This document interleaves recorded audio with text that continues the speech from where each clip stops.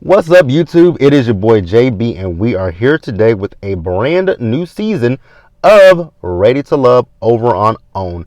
This is season 5, episode 1. The episode was titled Welcome to Chocolate City. Now, you guys, I did not watch the casting specials, so I don't really know these people right. I don't know them as well as you guys might know them. But I'm going to go back and watch the casting episode. It's so interesting though, right? Because I was thinking last Friday, I'm like, okay, they're gonna show the casting special for the cast, and last Friday passed and nothing. And it wasn't until one of my subscribers told me that last Saturday, because you guys remember, last Saturday when I was watching at last Sunday when I reviewed on I'm not Ready to Love, but when I reviewed Love and Marriage Huntsville, I was like, that it was a 2 hour. It showed on my guide 2 hours, but it wasn't 2 hours. It was 2 hours because they tacked on Ready to Love Meet the Cast of DC. Very odd. And then, me and that same subscriber, we had a conversation on Twitter this week, and we were talking about the fact that it was a 2 hour episode. I'm like, it's probably not a 2 hour episode. I'm like, what they're probably going to do is repeat the Meet the Cast special and then follow up with the brand new episode, which is exactly what they did. Because when I went to watch it this morning, I'm like, I thought it was 2 hours, and then I saw it. It said the meet I went on because I have YouTube TV, and I was like, why is it not on YouTube TV? Because I saw that Bondi talked about it, the casting special. I saw that Keisha from Color Me Pink talked about it. I was like, I see all my people talking about this casting special, but I never saw it anywhere. So they did re-show it again. I'm gonna watch it when I go get my manicure today. We'll watch it, and then I'll be better informed about who these people are. First impression from this episode, some of these people are a little interesting, right? I don't know about DC. I don't know about DC. When I saw the cast pictures, I'm like, wow, they really picked an interesting cast. We're gonna talk about the cast, and some of these people are definitely giving me signs of people from last season, from Houston. I'm like, damn, are we gonna go down the same road again? I hope not. But let's go. But before we get into the review, if you guys are watching this video or any other review on the channel and are not yet subscribed, I need you guys to do me a solid favor and stop taking me out on this date and hit that subscribe button, notifications on, like the video, share the video, and with that out the way, without further ado, let's discuss Ready to Love Season 5, DC, Chocolate City. Y'all, I really could do without nephew Tommy. I really could do without nephew Tommy. But it is what it is, right? So, again, like I told you guys, I don't know everybody 100% yet. So I'm going to watch the Meet the Cast to know all of the players. Damn it, I should have took a picture. I should have took the picture of the cast and had it on my phone. But whatever. So I'll tell you guys right off the top who I like. The first person that I saw that I liked was Sabrina. Sabrina, I love her tattoos, right? I love her tattoos. That is the one thing that I can say about this cast right here. They are tatted up. Tatted up. Like they're tatted up, right? Aisha. Aisha is beautiful. I just want Aisha to take them ugly ass wigs off her head. First of all, that blonde one, it wasn't right. That blonde one didn't look right. And then in the preview for this season, that black one that she had on, I'm like, Aisha, you might look like I said last season about Alexis Fly. You might look better without the wigs, right? Because no, it just wasn't a good look for me, right? Then I was looking at the guy Tyrone. Most of the men are bald with beards. I'm like, oh, okay. So we got another, AJ. So we got another AJ this season. See, didn't I say that some of these people give you the vibes of people from last season? AJ is every man basically this season. Fly is Aisha with the wigs. And, God, we'll talk about him in a little bit.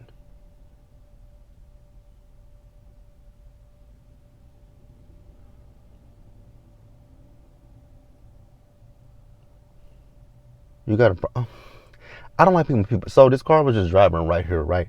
this truck. He pulled right here and literally just stopped right there and paused.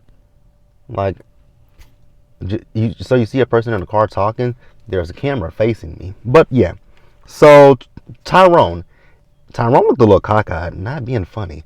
Because one eye looked like it was going this way, the other eye looked like it was going that way. And I'm just like, where are you looking, sir? So then everybody comes into the house. Then Tommy comes out like the cat daddy that he is. Like, what's up, baby? Give me some. Back inside. That's right, baby. Give me some. Tommy just gives cat daddy vibes, and I don't vibe with it, right? So we find out that in this episode that 2 people are going to be leaving us tonight. So when he said 2 people are going to be leaving us tonight, I said, okay, I figured it out. Because you guys remember, last season, 2 people left us the first night, but it was 2 men. He said 2 people leaving us tonight. I'm like, okay, so it's going to be a man and a woman. I automatically put that together. So we're going to pause here, you guys, and we're going to move forward. So I'm guessing this season, Corey is going to be our resident Troy. You guys remember Troy last season, going around, hugging the women, touching the women, sniffing the women, kissing the women, doing everything to the women, being creepy. Well, I guess we got him Troy and Corey. Because Corey literally, I stopped counting at a certain point. Because he kept going up to every woman with the same line. Hey, baby, let me pull you to the side. Let me talk to you. It was the first time I heard him. He got one of the women's number. I forgot who it was, but he got her number. I was like, okay, that's not a bad thing. Like, you got her number, and you want to take her on a date. I'm like, okay, that's cool. But then it persisted. He kept going from woman to woman to woman with this same line. Like, we had a vibe, baby, and let me get your number. Like, I'm free Friday, Saturday, and Sunday, so we can go out on a date. That wouldn't be an issue if you wouldn't use the same line, right? It wouldn't be an issue if you didn't use that. It really wouldn't be an issue if you wouldn't said that we made a connection. Like, how did we make a connection? We just got here. That's the issue. That was the big one right there, is the fact that you're saying we made a connection, but we literally just got in this house. So how in the hell have we even made a connection? Bro, we ain't even locked eyes with each other. So how have we made a said connection? So that was number 1 for me, right? So then if he had just gone up to the ladies, had conversation with them, like, try to ask them about themselves, get to know the ladies, and then say, hey, I feel a little connection. I feel a little vibe right here between us. Like, you feel it? You feel that? Let me get your number. Like, let's go out on a date next week. Let's go out I'm free on the weekend. Let's go on a date. That's not a problem. But you going up to each and every woman with this same weak ass rap with that. You really thought nobody was gonna put 2 and 2 together and be like, hey, have you talked to Corey? Yeah, I talked to Corey. Did he say something to you about having a vibe? You say what? A vibe? He said that to me. What? He said that to you and you? He said that to me. Wait a minute.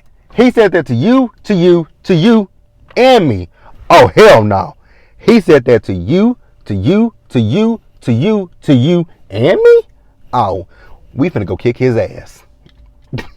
Like, that's actually how it was at one point in this episode. Because that is actually exactly what happened at one point in this episode. We'll talk about that in a little bit, right? Camille. Camille is very interesting, right? Camille is giving me clinger. Because she was having a conversation with Cornelius, right? Now, I will say that Camille and Cornelius did, like, seem like they did have a vibe with each other, right? They did. But when she was in her interview with the producers talking about the fact that that's her boyfriend, and then later in the episode she said that to Tommy that that's her boyfriend, then she said that they gonna have a little black baby. I was like, girl, I think you might need to be, never mind. We ain't gonna go there, right? So Cornelius like, oh, we vibing, right? We vibing. 2 C's, Camille and Cornelius. My name starts with the K. Okay, it ain't that big of a deal, baby. Your name starts with a K. My name starts with a C. How are you doing? and I would have left on right there. So Libba is very interesting. I don't know if it was nerves or what, but Libba was really interesting to me, right? So we found out Libba has an interesting story, right? She said she got married at 19, but she was divorced by 20. What the fuck happened in that marriage? That y'all divorced? Did y'all realize, were y'all just at that point, were y'all just too young to be, were y'all just too young or in different spots, different places in your lives? Like, I really would love to know what happened that you got married at 19 and divorced by 20. Because, I mean, that could be as long as a year or shorter, right? Because you could have got married at 19 and turned 20 2 months later, right? So I would really love to know what happened with that relationship. But hell, I guess, you know what? Let's not even go there. Lamont. Um, Lamont, he's an interesting character, right? You know, I kept looking at Lamont. I'm like, Lamont looks a little familiar. And then they finally clued to me who he looks like to me, right? If you guys watch Married to Medicine, he looks like Toya's husband, Dr. Eugene. He kind of puts you in the mind of Dr. Eugene just a little bit, right? But he's been single for 7 years, and I'm like, I can see why, especially when he started reciting that poem, and he said penis. I said penis. I was like, oh God, this is not the right way to make a first impression, sir. Oh God, we're gonna move on, you guys. So Shiloh, she's a beautiful girl, right? I will say that dress she had on, it made her look older than what she is. I don't even know if it was that dress or if it was her hair, how she had her hairstyle. Because now, I will say though, most of this cast is definitely within my age range, right? Because I saw 30, I saw 33, 38. So most of them are within my age range. And Shiloh's within my age range, right? But in her interview, you can see 30.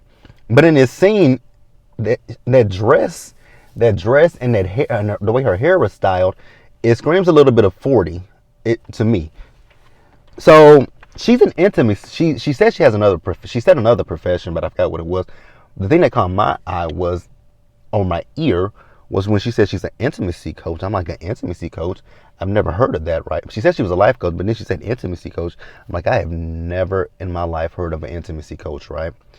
But then she said that she's, then I was like, if you teach people how to be with their partners, how are you then single? It doesn't translate to me, right? Like, it just doesn't translate. You're single, but you're an intimacy coach. It literally does not translate to me personally. To me, that's just me. It doesn't translate to me. It might translate to you guys. Let me know. Walter is giving me Joel vibes. He's giving me Joel. Walter, he tells us that he supported his ex-wife through medical school, right? And once she graduated from medical school, he proposed to her. They got married, but she died. And she died, on the operating table, I think, he said, during surgery, because she had a cyst on her ovaries. And I'm like, oh wow, that is a sad story. They didn't have kids, so his story is a little bit different from Joel's because they didn't have kids. Damn, did they literally cast? I mean, they literally, when you just literally compare and contrast people, right? Listen to these stories. Y'all must have cast Houston and DC at the same damn time, and just said, let's go with Houston first, and then while Houston is airing, we'll film in DC. Oh, Jesus Christ. And Walter he's giving me, now we know that with editing they can manipulate things, right? But it looked like one of the girls was going off on Walter. I'm like, oh shit. He's definitely from this trailer giving me Joel vibes, right? Carrington is giving me a vibe. I'm not gonna say what that vibe is on this channel, but he's giving me a vibe. Just not gonna say what it is out loud. You guys can DM me, and if you guys have any, if you guys think you know where I'm going, Leave it in the comment section, or you can DM me on Instagram or Twitter. It don't matter. But Carrington gives me a vibe. And he got that. I just don't understand people with that one hoop earring that hangs. It's like it's a hoop, but then it got a piece hanging to it. I don't understand that craze. I'm still a stud guy. I'm gonna be a stud guy until the day that I die. I just feel like I'm gonna be a stud guy to the end of time. Cause I've tried to wear hoops in my ears. I hate them. I hate hoops. Hoops annoy me, especially when you move and they just flick and fling. And then too, when I used to have hair at one point, so my hair used to get caught in the hoops. I'm like, oh hell no. Nah. So I'm gonna forever be a stud guy. How the hell did I get on that? Oh, talking about Carrington. So Sabrina, I really empathize with Sabrina because I know what Sabrina's going through, right? So her father, I think she says he either has dementia or Alzheimer's, but I think it's dementia, she said, right? And her mother, both her parents are in their 80s and their health is basically failing them, right? And she's their caretaker, but she also has a daughter. Now that part I can't relate to her on that one, right? But I can relate to her on taking care of your sick and ailing parents. And even Walter said he took care of his mother, right? His mother passed away in his arms. I'm like, oh God. Y'all would have never saw me if my mom had taken her last breath in my arm. Because I couldn't. But life is so interesting, right? Life is really, really interesting. When you think about life, our parents are the ones that bring us into this world, right? And our parents, they raise us, right? From infancy, they feed us. They clean, they feed us. They change our diapers. They do everything for us because we're not capable of doing it. But then once our parents get into their older age, the roles switch where you then have to be the caretaker to your parents. You have to, in some cases, you have to feed your parents. You have to clean up after your parents, be it in the house or just bodily functions. You have to clean up after your parents.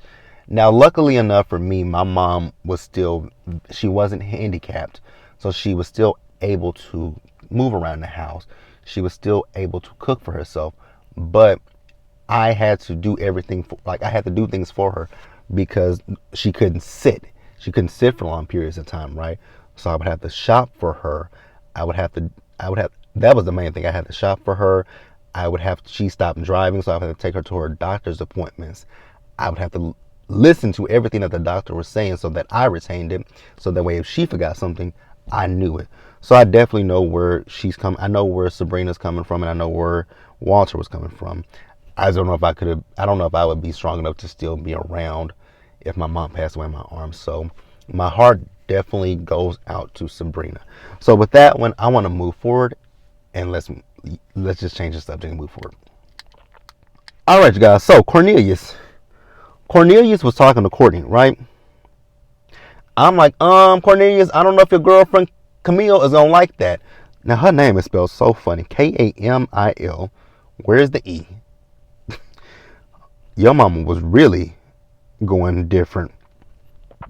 So, Camille, she's a mother, and no, that's Courtney. Courtney is a mother. She's 30. Courtney is 30. She has a child. I don't know if she said a daughter or what, but she was talking about how she was the father of a child, right? She's in a different. I guess they're in different spaces in their lives, right? He still wants her to be like 25-year-old Courtney, right?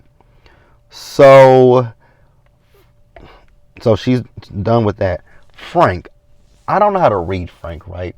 Because in the package that they showed of Frank came off a little bit cocky to me. But in the scene, he seems very chill and he just seems very chill, right?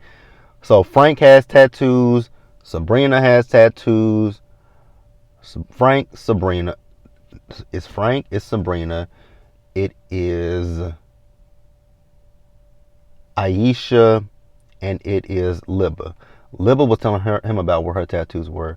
So she has a tattoo back here. I think she said it's this is the tree of life. She has a tree of life on her. She has a tattoo above her butt, and if I'm thinking, I think what she was trying to say, she has a tattoo down in her nether region, right?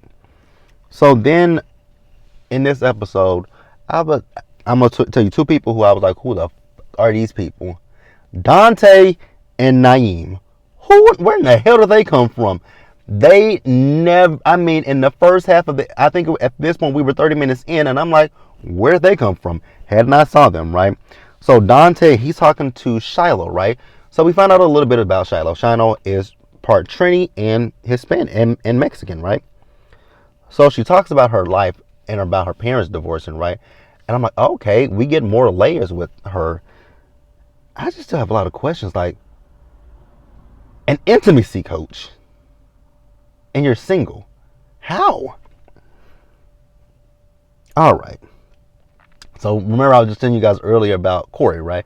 So this is the point where all the ladies start to be like, I think it was at one point it was 4 ladies that were talking, right? And then it was like 4 or 5 of them talking. I can't remember who all it was that were talking. They all put it together that Corey had gave them all the same tired ass line.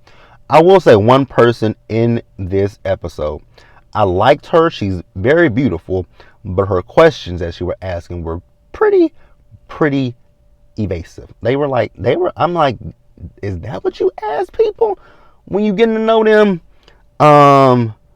Tasia, beautiful girl. But them questions that she was asking people, I'm like,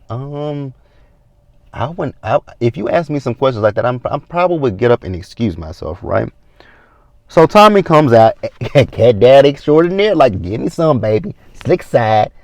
What was it? Backside, not the slick side or something like that. What was that saying back in the day? give me some skin, baby. Ooh, yeah, baby. Ooh, I feel good. Like, that's how Tommy comes out there. Like, I just hate when Tommy comes out. I literally hate when Tommy comes out, because he literally comes out as a cool cat daddy. Like, he comes out like that all the time, and it's just like, nigga, chill out. So Tommy he's talking to the guys, he's asking who they're feeling and who they're not feeling. So they tell her. I will tell you guys other ladies, the ladies that I do, the one lady that I do like, and she's very beautiful, hate her wig, is Zadia. Is that how you pronounce her name? Zadia. She is so beautiful. I just hate that hair because it ain't got no part, but she's very beautiful, right? So the guys don't really like Libba, and they don't like Tasia. It's gonna take me a while to get her name, because it looks like it's spelled. It looked like it's spelled Tissa, but it's Tasia. Walter kind of actually pissed me off in this part, right? Because he was talking about there was no physical sexual attraction with Libba. But that's not why you're there. You're not there to have sex with a person. You're there to find love. Ready to Love is not, this show should just be titled Ready for Fame. Because that's literally what most of these people come on there for. This is not Ready to Love. But yeah.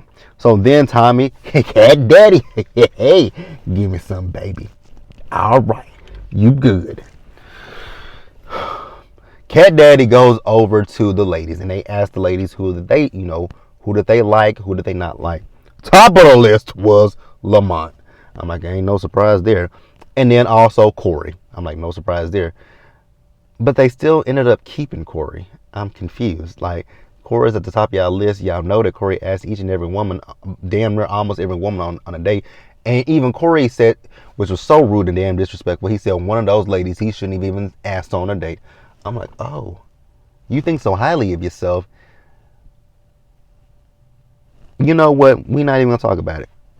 Not even going to go there. Not even going to go there. So the first guy to go home was Lamont, which is no surprise. But the first woman to go home, I cracked up.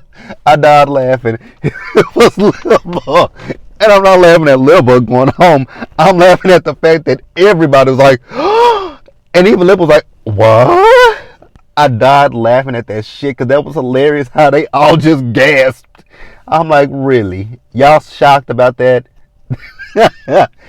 All right, you guys, that's the episode. I don't know how long this shit is, but it's long enough. That's the first episode. Let me know what you guys thought about this episode and leave your comments in the comment section below. And subscribe to the channel and hit the notification bell button so you guys are notified when I drop anything else. Share the video. And until the next one, stay safe. Take care of yourself. Remember to wash your hands. Wear a mask and socially distance. I'm going to see you guys later. They literally... It's the fakeness for me.